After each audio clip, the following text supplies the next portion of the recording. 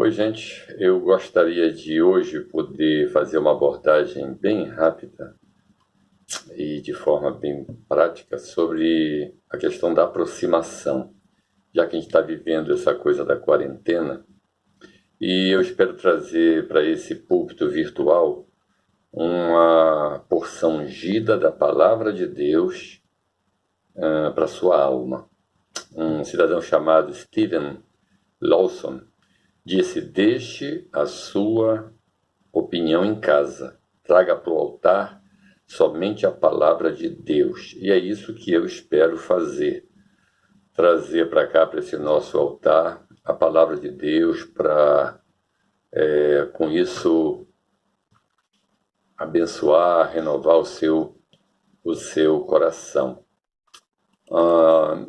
Inicialmente eu quero falar uma coisa: nós somos seres gregários, a gente gosta de estar junto.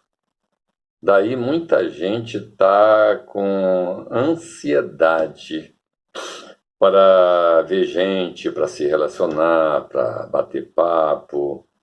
Tem gente conversando com as paredes, que já não aguenta mais essa coisa do isolamento. Então a gente é ser gregário, a gente gosta de estar junto com as pessoas, sentimos falta de gente. Mas especialmente aquelas com quem a gente está construindo a nossa história, gente que está conosco, gente que está junto. E isso a gente sente realmente uma falta muito grande. E eu queria falar hoje sobre essas aproximações e tomar por base pessoas que se aproximaram de Jesus. Isso é um bom exercício para essa época de quarentena. Para a gente, nesse nosso isolamento, poder ter uma relação diferenciada com Cristo, poder buscar o Senhor, poder ter uma fase diferente na nossa vida e na nossa relação. E nisso a gente vai ver uma coisa interessante, que as pessoas que conseguiram arrancar de Jesus citações elogiosas, muitas vezes eram pessoas estrangeiras. E eu gostaria de citar Ratzinger.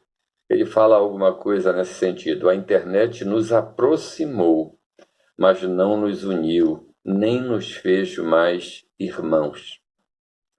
E nós sentimos então falta de gente.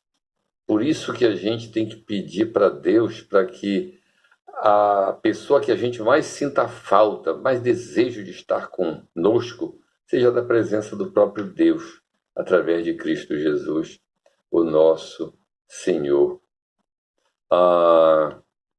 Eu gostaria de citar uma relação de gente que se aproximou de Jesus com qualidade, com sede, com humildade, com desejo de fato de querer a presença de Cristo e os benefícios decorrentes dessa presença. Procuraram a pessoa certa, cada um com a sua luta, cada um com as suas necessidades, com os seus problemas.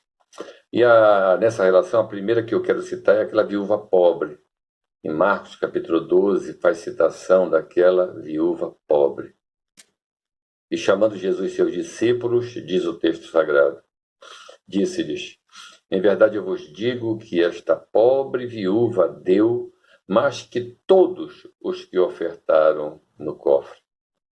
Gestos que qualificaram vidas. Vidas que simplesmente arrancaram elogios do Senhor Jesus. Atitudes aparentemente simples.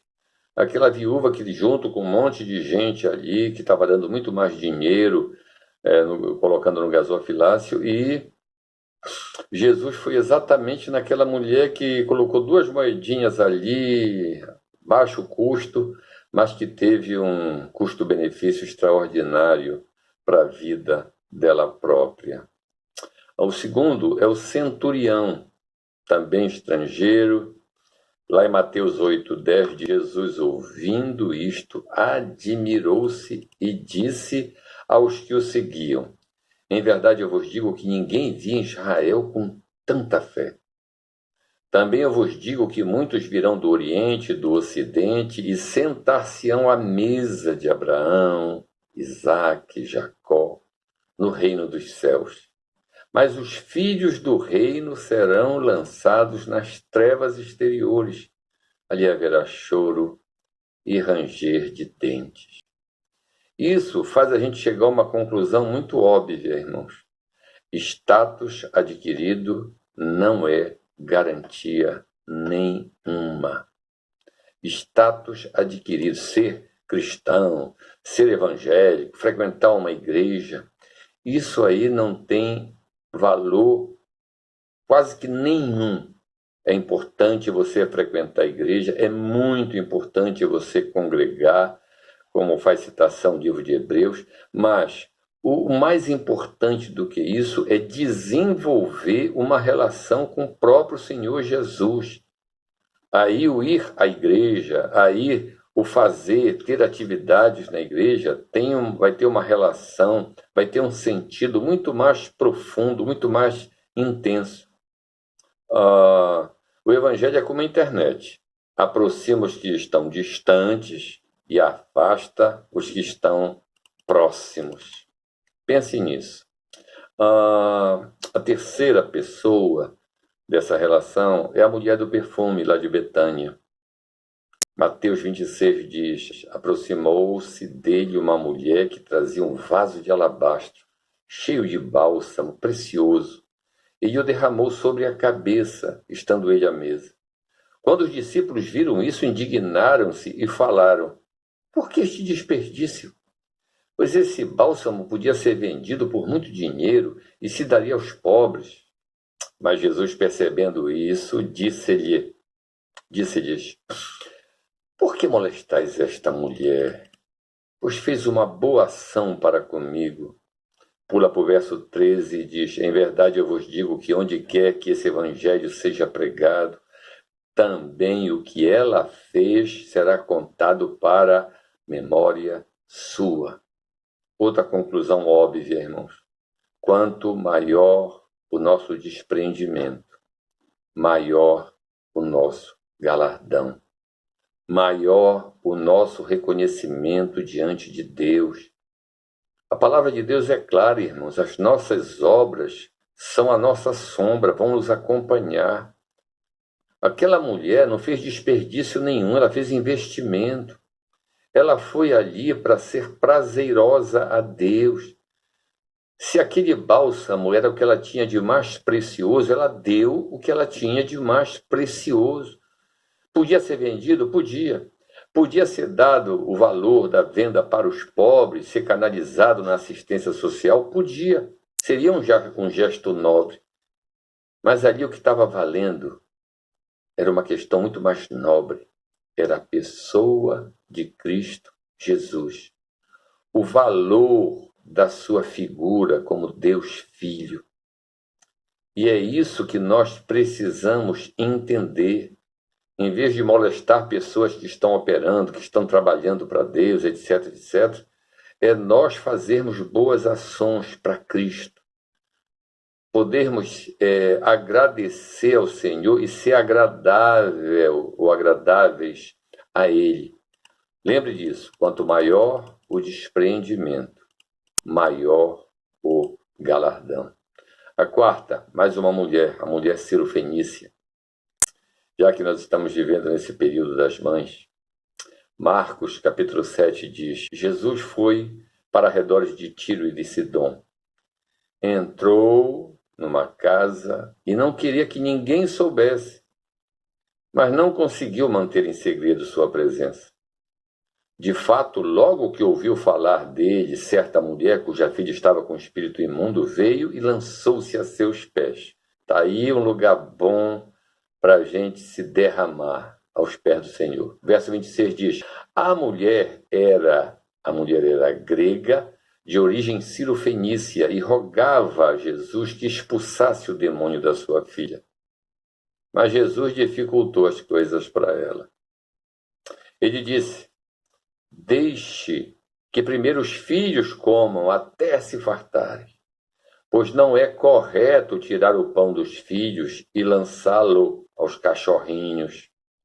E ela respondeu: sim, Senhor, mas até os cachorrinhos debaixo da mesa comem das migalhas das crianças.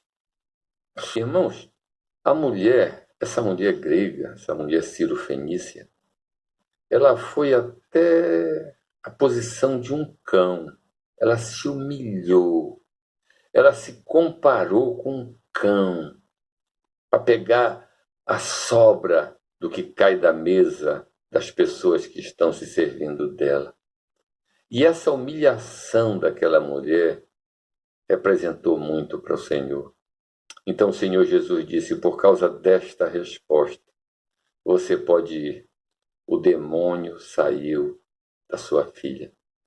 Ela foi para casa e viu a sua filha deitada na cama, e o demônio já a deixara. Jesus falou para estrangeiros, gente, o que nunca falara para os seus próprios discípulos. Elogiou gente estranha e teve muitos problemas para conviver e para ensinar os seus próprios discípulos. A relação de pessoas que deu problema para Jesus, daquelas pessoas que saíram da presença de Jesus frustradas, eu não quero comentar muito. Mas uma coisa eu sei, para os seus discípulos, Jesus disse: homens de pequena fé. Não foi uma, mas foram várias vezes que Jesus falou para os seus próprios conterrâneos, para os seus contemporâneos, gente que viveu junto com Jesus na sua época, experimentou da sua presença, conviveu, viu gestos de Jesus, ouviu a sua voz e simplesmente recebeu duras advertências do Senhor Jesus. Pessoas que passaram por Jesus, mas não resistiram ao confronto com ele. Não passaram no teste. Não foram aptos para o reino de Deus. Hoje nós estamos vivendo uma época em que é esperado do povo de Deus, irmãos, uma atitude sensata, equilibrada. Pensa nisso, querido. Pensa nisso, minha irmã. Deus está querendo ver na nossa vida algo que Ele possa dizer: o Arnaldo aprendeu alguma coisa. Em todos esses anos que ele caminha carregando uma Bíblia, ouvindo pregação, dobrando o seu joelho, eu acho que a gente tem que tomar conselho com Deus. E não tem uma forma melhor de nós tomarmos conselho com Ele, senão através de oração e da leitura da sua santa palavra. E leia a Bíblia não só para você se informar, mas acima de tudo, para você obter conteúdo para a sua vida, para você se aproximar de Deus qualificado pela humildade, qualificado pela maneira de você agir e de você ser como um servo de Deus, pelo serviço que você presta ao seu reino. Eu quero dizer uma coisa que eu aprendi com a Joyce Meyer. Deus não vai te amar mais amanhã do que te ama hoje. Mas Ele vai se agradar mais de você com conteúdo. Ele vai se agradar mais de você quando você agradá-lo mais. Pense nisso. Que Deus te abençoe, que Deus te dê graça. Eu vou encerrar por aqui, mas eu quero que você continue. Faça uma oração com o grupo que você está, com a sua família, e pede para Deus isso: Senhor, dá qualidade para a minha aproximação contigo.